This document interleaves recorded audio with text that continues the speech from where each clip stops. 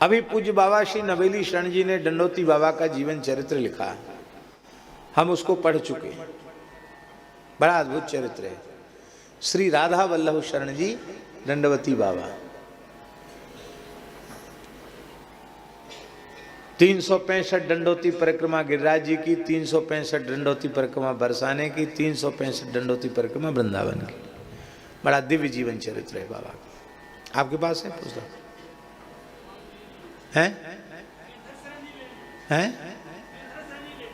चलो हम आपको दे देंगे, पढ़ने योग्य चरित्र, दिव्य जीवन चरित्र। तो उनके जीवन चरित्र में एक विशेष बात है, अनन्य हित धर्मी श्री राधा वल्लभी संत थे वो, लेकिन उनके पास कोई भी व्यक्ति आता था साधक, किसी परंपरा का साधक आवे, चाहे उनका निजी आवे और चाहे कोई किसी के माध्यम से आवे, सबको एक ही बात कहते थे, भक्तमाल का आश्रय लो, भक्तमाल पढ़ो, भक्तमाल पढ़ो, भक्तमाल का चिंतन करो। बार बार कहते थे, भक्तमाल के चिंतन के बिना भक्ति का रहस्य समझ में नहीं आएगा। अद्भुत।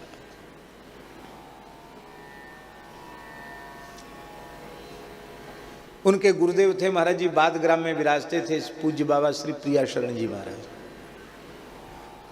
आपने दर्शन किया होगा शायद, महाराज जी ने दर्शन किया। बड़े उच्च कोटि के महापुरुष थे, सिद्ध पुरुष थे।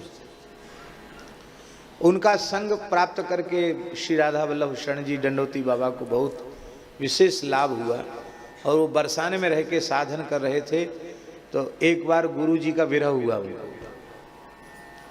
इतना विरह हुआ कि अन्न जल छूट गया, और गुरु जी को, श्री प्रिया शरण जी को निकुंज गमन किए 12 वर्ष हो गए थे, और अंत में उनके मन में आया कि ऐसे गुरुदेव का संग अब मिल नहीं रहा है, तो अब शरीर को रखने का क्या फायदा है, बरसाना धाम है, अब तो बस शरीर छोड़ देना चाहिए। महाविरह हो गया, अन्न जल छूट गया। 7 दिन तक उन्होंने न अन्न लिया न जल लिया, उस रोते रहे। 12 वर्ष बाद गुरु जी को प्रत्यक्ष प्रकट होकर आना पड़ा। गुरुदेव प्रिया शरण बाबा साक्षात होकर आए, और उन्होंने उनको सावधान किया, हृदय से लगाया और कहा, रे बाबरे, हम तो निरंतर तुम्हारे निकट हैं, प्रिया जी के कुंज में हैं, और तुमको समझाने के लिए प्रिया जी से अनुमति लेकर हमको तुम्हारे पास आना पड़ा। अब पीड़ित दुखित मत हो, हम निरंतर तुम्हारे साथ हैं, जब तुम चाहोगे तब हमारा सत्संग तुम्हें मिलेगा, जाओ। तब आपने अन्न जल ग्रहण किया, ऐसा ही। तो ये भक्तमाल के विषय में उनकी बात हमें बहुत अच्छी लगी। उनके जीवन चरित्र में वो सबको कहते थे, भक्तमाल का आश्रय लो, भक्तमाल पढ़ो, भक्तमाल पढ़ो। ये बात सच्ची बात है। बिना भक्तमाल भक्ति रूप अति दूर है, जो बात कही है प्रियादास जी ने, वो सर्वथा सत्य है। भक्ति का स्वरूप, भक्त का स्वरूप। तो ये 2 जो छप्पे हमने आपको निवेदन किए, एक वेशनिष्ठ और एक अंतर्निष्ठ, इसका एक ही क्रम में, एक 55 नंबर छप्पे और एक 56 नंबर, एक 56 और एक 57। ये 56-57 जो छप्पे छंद हैं, वो इसीलिए कि आप वेश देखो तो वेशनिष्ठ भक्त का आश्रय लो, और आप यदि उनमें वेश न देखो तो अंतर्निष्ठ भक्त मान करके उनका आदर करो। हमारे महाराज जी कहते थे, भक्तमाली जी महाराज, कि भक्त माने क्या होता है? भक्त माने होता है भाग, भक्त माने होता है भाग, हिस्सा, अंश। तो यह जीव और प्रकृति भगवान का भाग है कि नहीं, भगवान का अंश है कि नहीं? जब अंश है तो भक्त है। तो आप संस्कृत पढ़े लिखो तो इस व्यापक अर्थ को क्यों नहीं लेते? भक्त, भगवान का भक्त माने भाग, अंश, हिस्सा।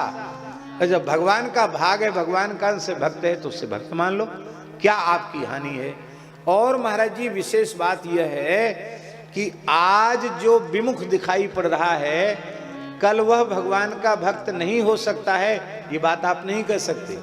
यदि ये बात कहते तो गीता जी का वह श्लोक व्यर्थ हो जाएगा। कौन सा श्लोक? अपिचेत सुदुराचारो भजते अनन्य भाग साधुरेव समन्तव्या सम्यक व्यवसितो सा।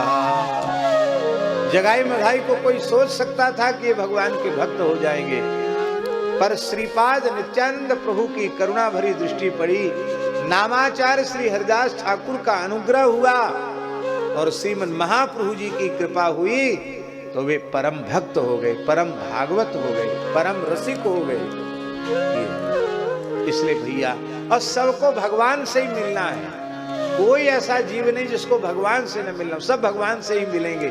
आज मिलो चाहे कल मिलो चाहे लाख जन्म बाद मिलो, ठिकाना वही है। और जब मिलना ही है तो सबको मिला हुआ ही क्यों ना मानो। इससे अपनी दृष्टि व्यापक हो जाएगी, हृदय में भाव की वृद्धि हो जाएगी। तात्पर्य कहने का यह है, किसी भी प्राणी का अपराध भक्तापराध है, किसी भी प्राणी के प्रति अपराध न बने, उत्तम पक्ष यही है। तो उत्कर्ष तिलक अरुदाम को भक्त इष्ट अति व्यास के। आपने केवल तिलक और तुलसी का ही उत्कर्ष स्वीकार किया और भक्तों को अति इष्ट माना, केवल तिलक और तुलसी के ही चिन्ह को स्वीकार किया। काहू के आराध्य मच्छ कच्छ नरहरि सूकर बामन फर साधरण सेत बंधन जुसैल कर। व्यास जी की वाणी में तिलक तुलसी की बात खूब आई है। व्यास जी एक पद में कहते हैं, जो तू माला तिलक धरे, जो तू माला तिलक धरे, तो या तन मन व्रत की लज्जा और निवाह करे। करी बहु भांति भरोसो हरि को, भवसागर उतरे, मनसा वाचा और कर्मणा तृण करी गनत धरे। जो तू माला तिलक धरे, सती न फिरे, सती न फिरे घाट ते ऊपर, सती न फिरे घाट ऊपर ते, सिर सिंदूर परे। व्यास दास की कुंज बिहारी, प्रीति न कहूँ बिसरे। जो तू माला तिलक धरे। नाभाजी कहते, कोई मत्स्य भगवान का उपासक है तो कोई कच्छप भगवान का, कोई तो नृसिंह भगवान का, कोई वाराह भगवान का, कोई वामन भगवान का, कोई परशुराम जी का भगत है तो कोई सेतु बंधन करने वाले रघुनाथ जी का भक्त है तो कोई गोवर्धन उठाने वाले श्री कृष्ण का भक्त है। पर श्री व्यास जी ने तो सभी अवतारों को संतों में ही देख लिया। एकनते रीत नेम नवधा सुनाए, नवधा भक्ति संतों की आपने की। और सुकुल सुमोखन सुवन अच्युत गोत्री जो लड़ाए, अच्युत गोत्री जो संत हैं। देखो,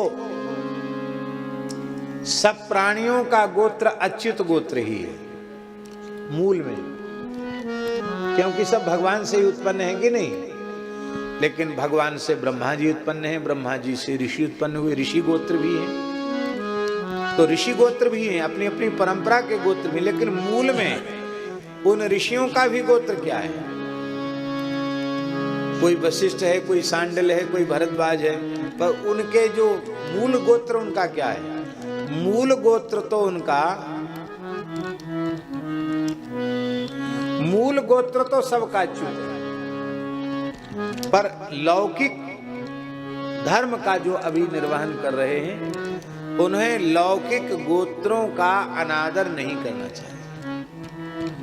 उनको शास्त्रीय मर्यादा का आदर करते हुए लौकिक गोत्रों के अनुसार जातक, मृतक, सूतक आदि भी मानना चाहिए और श्राद्ध, तर्पण आदि भी करने चाहिए। पर हम लोग घर द्वार छोड़ के बाबा जी हो जाते हैं, लंगोटी लगा लेते हैं। गुरु महाराज कहते बस अब तुम आज भगवान के गोत्र में गोत्रित हो गए। जैसे कन्या पहले पिता के गोत्र से होती है, विवाह होती पति के गोत्र से गोत्रित हो जाती है। अब घर द्वार छूट गया, ठाकुर जी की शरण मिल गई, अब अच्युत गोत्रीय हो गई। प्रस्थान कर रहे हैं, कुछ कह के जाइए, अपनी तो घर की कथा है, हैं? अच्छा, वैसे तो पूरी होने वाला है, आप कह दो, बस हम तो बैठे तो 5 मिनट हम बैठ जाएंगे। बोलो वृंदावन बिहार। माने अधिक से अधिक हमको 10 मिनट लगे, 10 मिनट में पूरा। हाँ, जी जी, जय जय श्री राधे। श्री व्यास जी ने भगवान के समस्त अवतारों का दर्शन संतों में कर लिया। मत्स्य भगवान ने सत्यव्रत की रक्षा प्रलय से की थी, ऐसे ही भक्त रूपी मत्स्य भगवान जीव रूपी सत्यव्रत की अविद्या रूपी प्रलय से रक्षा करते हैं। मत्स्य भगवान अनंत जल में निवास करते हैं और ये संत रूपी मत्स्य भगवान अनंत प्रेम सिंधु में निवास करते हैं। कच्छप भगवान ने मदराचल को पीठ पर लेकर के डूबते हुए मदराचल को बचाया था, तब अमृत की प्राप्ति हुई। ठीक उसी प्रकार से वेद ही क्षीर सागर है, उत्तम विचार ही मंदराचल है, और उस विचार को स्थिर रखने के लिए संत ही कच्छप भगवान है। भगवान के नाम रूप गुण लीला यही अमृत उससे निकलता है, इसलिए भक्तों में कच्छप की भावना करते हैं। नरसिंह भगवान ने प्रकट होकर के हिरण्यकशिपु का उदर विदीर्ण किया, भक्त प्रहलाद की रक्षा की। ऐसे ही भक्त रूपी नरसिंह भगवान अविवेक रूपी हिरण्यकशिपु का पेट फाड़ डालते हैं और जीव रूपी प्रहलाद जी की रक्षा करते हैं। भगवान के भक्त में ही 12 अवतार का दर्शन करते। 12 भगवान ने हिरण्याक्ष का वध करके पृथ्वी का उद्धार किया। उसी प्रकार से संत रूपी भगवान मोह रूपी हिरण्याक्ष को मार करके बुद्धि रूपी पृथ्वी का उद्धार करते हैं। और भगवान के भक्त में वामन अवतार का दर्शन करते। वामन बनकर बलि के बड़े हुए अभिमान को नष्ट कर दिया। उसी प्रकार भक्त स्वयं नम्र होकर और दूसरों के अभिमान को नष्ट कर देते हैं। और वामन भगवान राजा बलि की भक्ति पर रीझ कर उनके बस में हो गए। ऐसी संत भी जीवों के भक्ति भाव से प्रसन्न होकर उनके अधीन हो जाते हैं। परशुराम जी ने दुष्ट क्षत्रियों का संहार किया, उसी प्रकार से भक्त रूपी संत, परशुराम जी रूपी संत, वो दुर्गुणों का नाश करते हैं। श्री राम जी ने समुद्र पर सेतु बांधा था, उसी प्रकार से ये संत रूपी रघुनाथ जी भागवत धर्म का सेतु, भक्ति रूपी सेतु भव सागर के ऊपर बांध देते हैं। भगवान श्री कृष्ण ने गोवर्धन पर्वत को धारण करके इंद्र के कोप से ब्रजवासियों को बचाया था। उसी प्रकार से संत रूपी श्री कृष्ण प्रेम रूपी गोवर्धन को धारण करके शुष्क ज्ञान रूपी इंद्र के कोप से रसिक समुदाय की ब्रजवासियों की रक्षा करते हैं। इस प्रकार से सभी अवतारों को भगवान के भक्त में देख लिया। और 9 गुण तोरी नूपुर गुह्यो महत सभा मधिरास के। ब्राह्मण का, महाराज जी, ब्राह्मण का सबसे श्रेष्ठ जो प्रतीक है वो यज्ञोपवीत ही तो है। यज्ञोपवीत ही गोस्वामी जी द्विज चिन्ह जनेऊ उघार तपी, द्विज चिन्ह जनेऊ, यद्यपि वहां दूसरे अर्थ में है, लेकिन द्विज चिन्ह यज्ञोपवीत। महाराज जी कंठी के लिए लिखा है स्कंद पुराण में, यज्ञोपवीतवद धार्या कंठे तुलसी मालिका क्षणार्धम तद्विहीनोपि विष्णुद्रोही भविन्नरा। जैसे वैष्णव मात्र को कंठी धारण करना चाहिए, ऐसे ही ब्राह्मण मात्र द्विजाति मात्र को यज्ञोपवीत धारण करना चाहिए। कंठी टूट जाए तो जब तक दूसरी कंठी धारण न कर ले तब तक बोले नहीं, तब तक अन्न जल ग्रहण न करे। तुलसी की कंठी भगवान को निवेदित करके दूसरी कंठी धारण कर ले, तभी कुछ खाए पिए, तभी बोले, तभी आना जाना करे। एक पग भी बिना कंठी के न रखे। इसके लिए हमेशा अपनी माला झोली तिलक पेटी में 2-4 कंठी रखनी चाहिए। भगवान को निवेदित करके तुरंत कंठी धारण कर ले, नियम है कंठी का नियम। ऐसे ही यज्ञोपवीत का नियम।